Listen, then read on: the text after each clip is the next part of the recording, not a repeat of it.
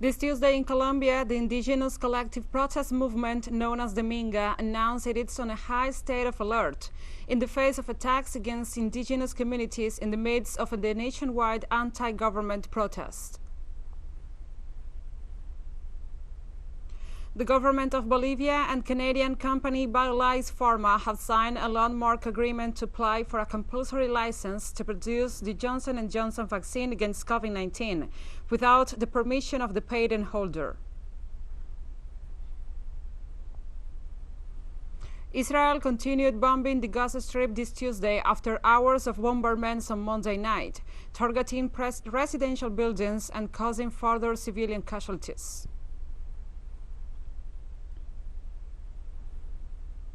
From the headquarters of teleSUR English in Havana, Cuba, this is From the South. I'm Gladys Quesada.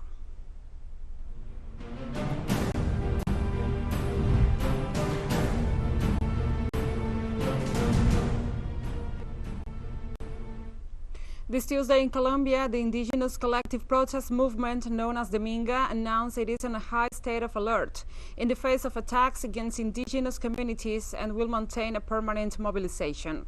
The decision comes after the events that occurred this weekend when 12 people were injured as a result of the firearm attacks on those participating in the Minga. The initiative also seeks to support the people of the city of Cali in the context of the nationwide anti-government protest. In this regard, Joe Sauca, coordinator of the Regional Indigenous Council of Cauca, reiterated that the Minga will not leave the city following the threats issued by the local mayor and President Ivan Duque, but will instead stay to provide security for its members and the wider community. The Regional Indigenous Council also referred to the harmful media campaign to discredit protesters, depicting them as violent and accusing them of having committed acts of vandalism. It should be recalled that the several indigenous community members have been murdered in the course of the national protest.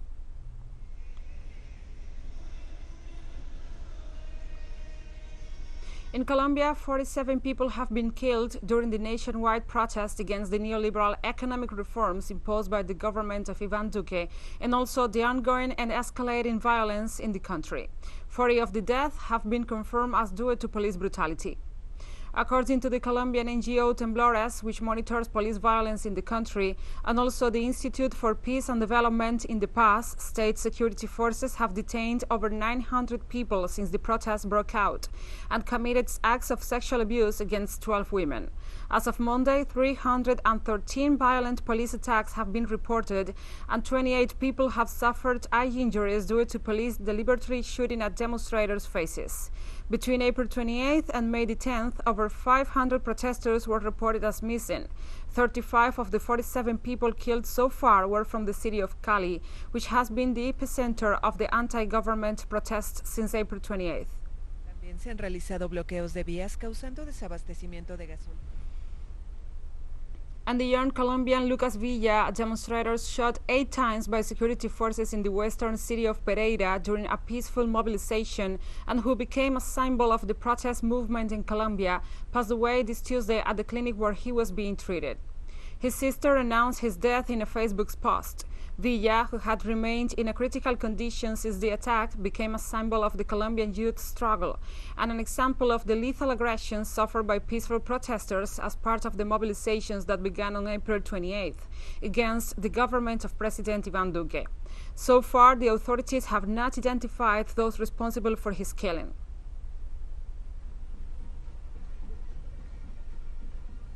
In Ecuador, the public urban transportation system in the capital, Quito, has come to a standstill as workers enter a second day of strike action. Transport workers stress they are directly affected by the increase in fuel prices implemented by the government of Lenín Moreno. They also assure that until an agreement is reached that will benefit the sector, they will not lift the suspension of their activities. Meanwhile, Quito's mayor Jorge Yunda Machado held his first meeting with the sector union and announced the establishment of technical negotiations tables to channel each of the demands of sector workers. Spanish Prime Minister Pedro Sánchez ratified his support to Argentina during the visit of his Argentine counterpart, President Alberto Fernández. As part of a strategic agreement, Sánchez stated that his country will invest in Argentina. Fernández's visit comes as he seeks to negotiate with the International Monetary Fund for the elimination of overcharges imposed by the organization and within the framework of a tour of European countries. The Spanish Prime Minister announced that he will visit Argentina in June, together with a large government and business delegation, as part of his agenda to improve ties with Latin America, which his government views as of strategic importance to Europe. Sánchez also noted that he shares the view of his Argentine counterpart with respect to COVID-19 vaccines, considering them a global public good.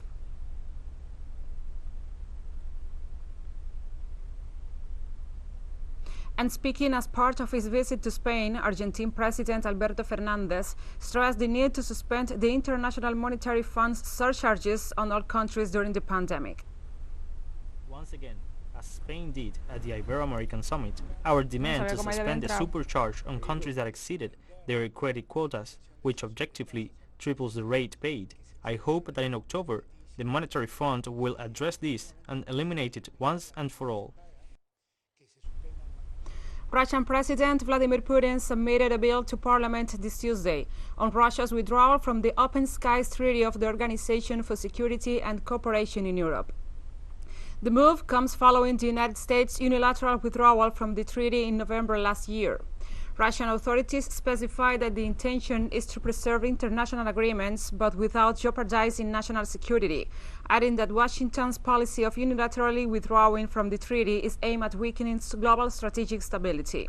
Foreign Minister Sergei Lavrov noted that if Russia remains a signatory to the treaty, the U.S. will be able to receive sensitive information about Russia from its European allies and parties to the agreement, while Russia will be deprived of the same opportunity. After Joe Biden was elected U.S. president, Moscow said it was ready to return to the treaty if Washington also reaffirmed its commitment, but that has not happened. According to the procedure, the bill must get approval from Parliament to seal Russia's withdrawal from the agreement.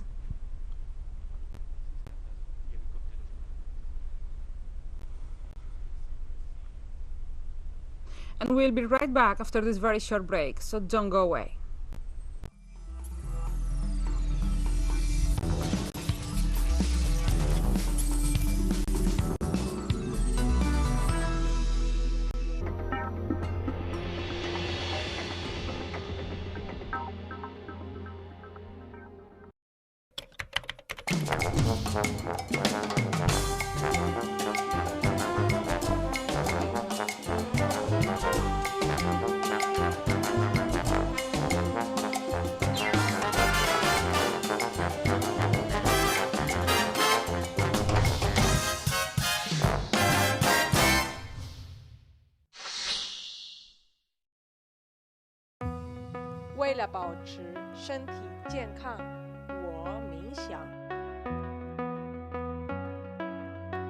Para mantenerme saludable, yo corro. To keep myself healthy, I study. Για να διατηρηθώ υγιής, τρέφομαι σωστά. Para mantenerme saludable, yo bailo. Para mantenerme saludable, yo purifico mi espíritu a través del cuerpo. ¿Y tú? Get your body. Tuesdays, only on teleSUR.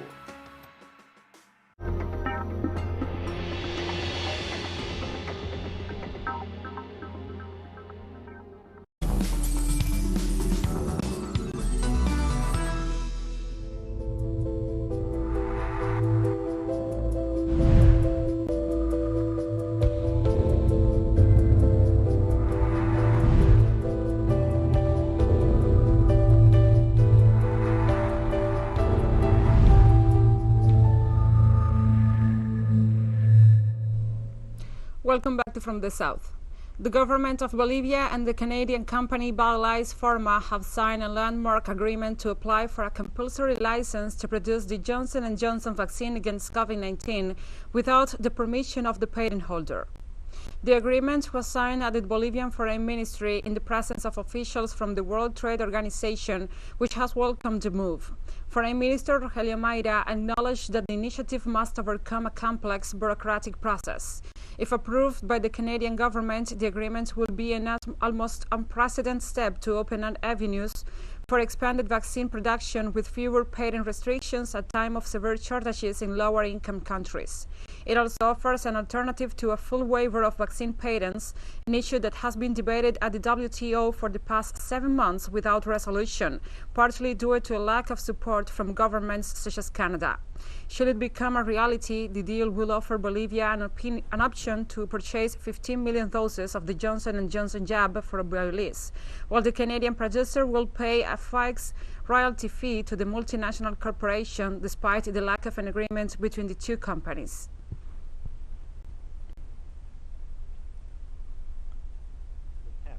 Asking the suppliers with whom we have signed contracts to fulfill the contracts. We are looking for new suppliers. We have initiated an international campaign to lift vaccine patents and for the transfer of the necessary technology to places where they can be produced. And we are also adopting this other initiative to undertake the procedure to achieve a compulsory license for the Johnson & Johnson vaccine, so that Biolese can produce it when the patent is lifted. The Minister also called for the international community to unite and adopt the necessary measures to defeat the COVID-19 pandemic. Act, we once again call on all who hear us in all latitudes of this, our great house that is Mother Earth, to come together to find ways to overcome the pandemic. If we have to make licenses obligatory, we'll make licenses obligatory. If we have to change the rules of the WTO, let's do it. If we have to leave patents and allow technology transfer, let's do it. Because in all circumstances, life comes first. This Tuesday, Barbados received 33,600 doses of the AstraZeneca vaccine.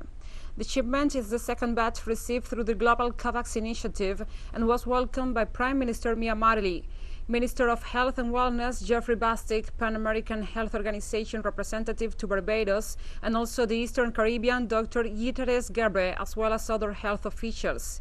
In a brief ceremony, Prime Minister Mottley said that the COVAX mechanism was necessary and provided an opportunity for equitable access to vaccines for about half of the countries of the world. 38% of Barbados' adult population has received at least one vaccine dose, and 16% are fully vaccinated. Never have we understood. There are many who are doubtful, and we have to respect that. But we have to have the conversations as to what underpins that doubt or that sense of hesitancy. For us, we saw it change in this country, where at the beginning of this particular last outbreak, when we did the start of Operation Seek and Save, 55% of Barbadians being interviewed initially expressed hesitancy and concern about whether they would take a vaccine, and 45% said yes. Uganda's Minister of Health reported that 5 cases of the Indian coronavirus variant were detected among 25 positive samples in the country. Among the 25 positive cases, there are 5 Indian variants, the result of a double mutation of the British variant and the South African variant. But the situation is calm at the clinical level. There is also no fear, so the population should be reassured because all measures have been taken. To date, we have decided to increase tracing, the testing of people coming from high countries by imposing controls, one on arrival and a second on the 7th. On Tuesday, Finland sent material assistance to India through the European Union Civil Protection Mechanism to tackle the COVID-19 crisis, which has overwhelmed the country's healthcare system. Finland's assistance consists of medical oxygen tanks and pulse oximeters. I think it's one of the major shipments we are doing, as we're combining 3 member states here shipping together. So one, it's a great show of solidarity because these are really needed items in India, and also that not only these 3 countries, but we have 18 countries chipping in and helping India in the time of their need. And we have more stories coming up after this final short break, so stay with us.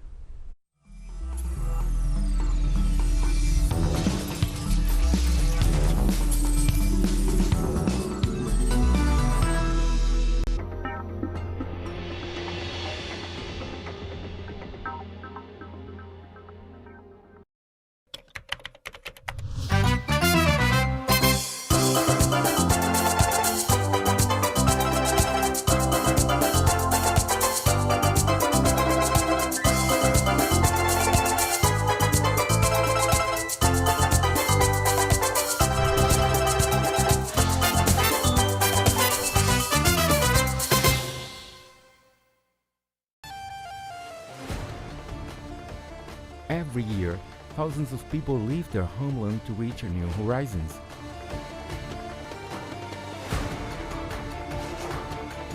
A reality of those people who struggle for their freedom. Know the diverse causes of those who live between borders. Thursdays, only on teleSUR. Hola, ¿qué tal? Sean todos muy bienvenidos a Vidas. Hay lugares donde el arte se unifica con el orgullo de los pueblos. Y esos lugares están llenos de colores, alegría, pasión, tradiciones, arraigo, valor y entrega. Real Life. Fridays. Only on teleSUR.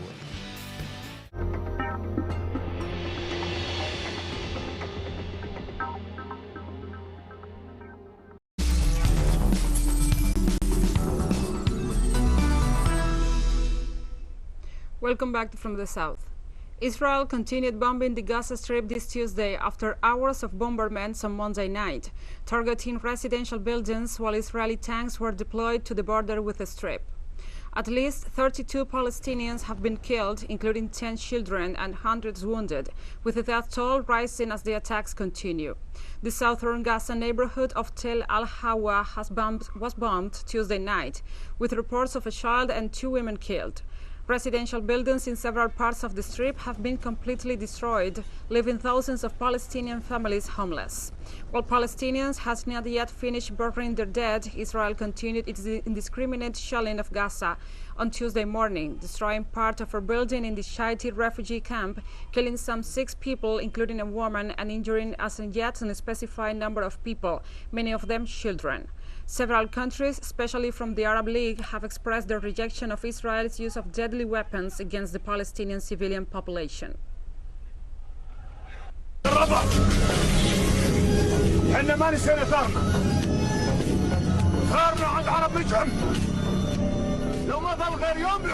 On Tuesday, the Palestinian Foreign Ministry called on the International Criminal Court to speed up investigations into Israeli war crimes in Gaza and the West Bank as the attacks escalate. The call came amid the humanitarian crisis sparked by Israel's drone airstrikes on the Gaza Strip since Monday, which have caused at least 32 deaths and wounded hundreds, and the worsening attacks by Israeli security forces and Zionist settlers against Palestinians in occupied East Jerusalem. Meanwhile, the Iranian foreign minister has promised to submit a motion condemning the crimes committed against the Palestinians by Israeli occupiers to the United Nations. The UN High Commissioner for Human Rights expressed deep concern due to the wave of violence in the occupied Palestinian territories.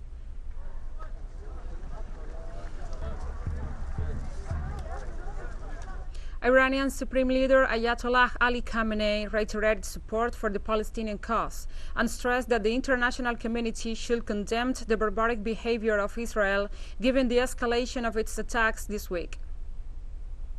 The recent events of Al-Aqsa Mosque, Palestine, and Holy Quds, the Zionist malicious behavior is being seen by the eyes of the people of the world.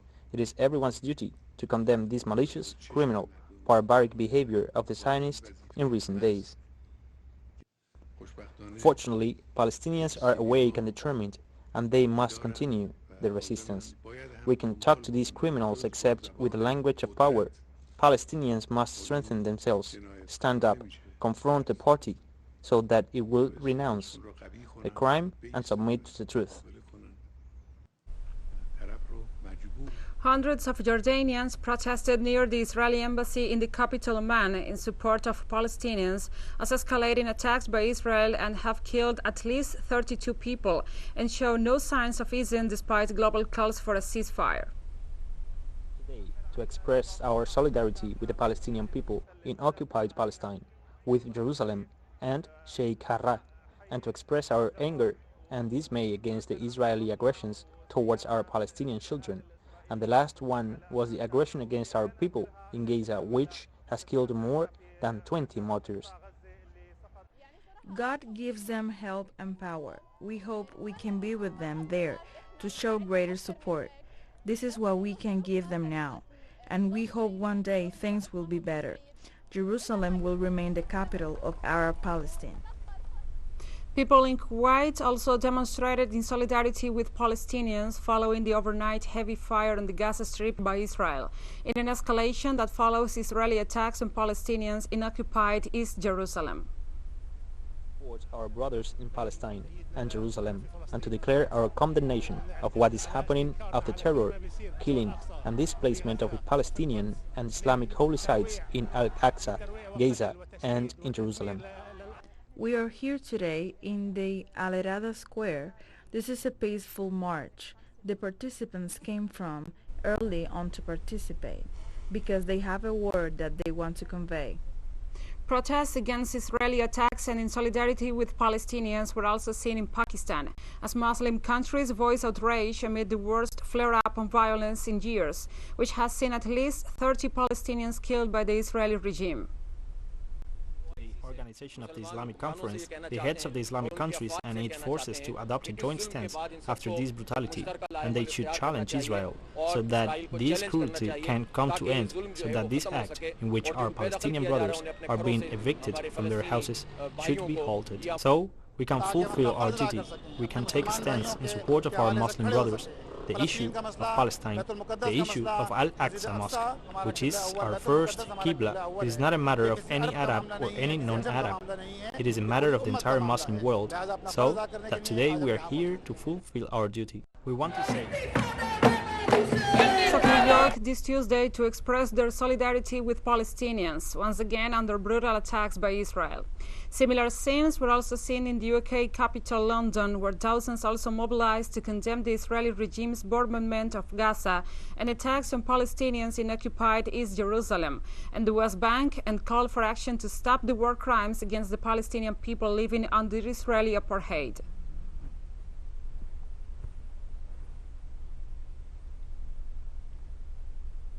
A business agreement was signed between two entities in the South African city of Cape Town that could lead to lasting benefits for both South Africa and Uganda.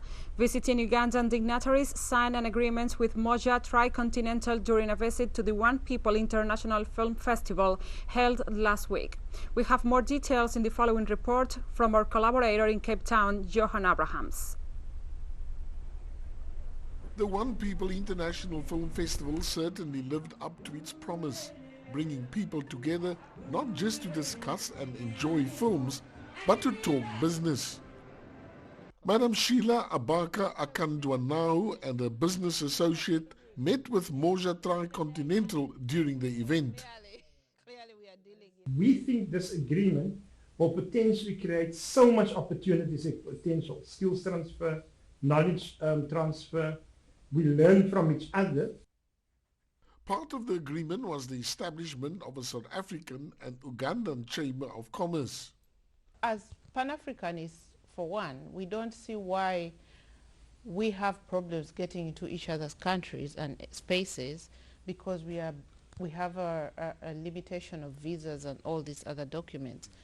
If we have relations that are worthy, that should actually open space for interaction between the two states. It is an agreement that is setting the basis on how we are going to exchange ideas, knowledge transfer. The parties agreed to create a pipeline of business opportunities between the two countries. Got such a beautiful slogan in the last election, securing your future. And the future of Uganda can properly be secured with the interface with the other the countries in Africa. Fransman says under the newly established Intra-Trade African Agreement, the parties will also look at setting up a multimedia broadcast agency. The 5-day festival attracted more than 200 films, including the Oscar-winning Best Foreign Film Another Round. Johan Abrams for teleSUR in Cape Town. And we have come to the end of this news brief, but remember, you can find this and many other stories on our website at telesurenglish.net. And also, if you feel so inclined, please join us on social media. We are on Facebook, Twitter, Instagram, and Telegram. For telesur English, I'm Gladys Quesada. Thank you for watching.